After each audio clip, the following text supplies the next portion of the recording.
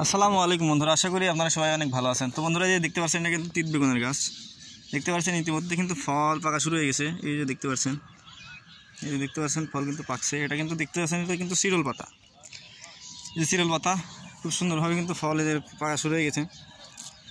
তো আমি কিন্তু এই যে দেখতে পাচ্ছেন, আমি কিন্তু ফল অলরেডি কিন্তু সংগ্রহ শুরু করেছি।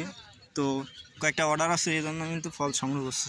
তো দেখতে পাচ্ছেন আমার হাতে কিন্তু কেসি আর হচ্ছে এই গ্লোভস। তো এটা কিন্তু অতিরিক্ত প্রচুর পরিমাণে কাটা, যার কারণে কিন্তু এটা হাত দিয়ে ধরাই যায় না। প্রচুর কাটা, দেখতে পাচ্ছেন অনেক কাটা। তো যার কারণে কিন্তু আমার হাতে গ্লোভস পরা লাগছে। তো আমি এই মুহূর্তে কিন্তু হচ্ছে সংগ্রহ করছি তিত বেগুনের গাছ। তো দেখতে পাচ্ছেন খুব সুন্দর। এটা এটা রোদ এবং বৃষ্টি সহনশীল। তো দেখতে পাচ্ছেন এই গাছটি কিন্তু এই যে দেখতে পাচ্ছেন, এটা কিন্তু বালি। এই যে বালি, এটা কিন্তু বালির ভিতর হয়ে গেছে।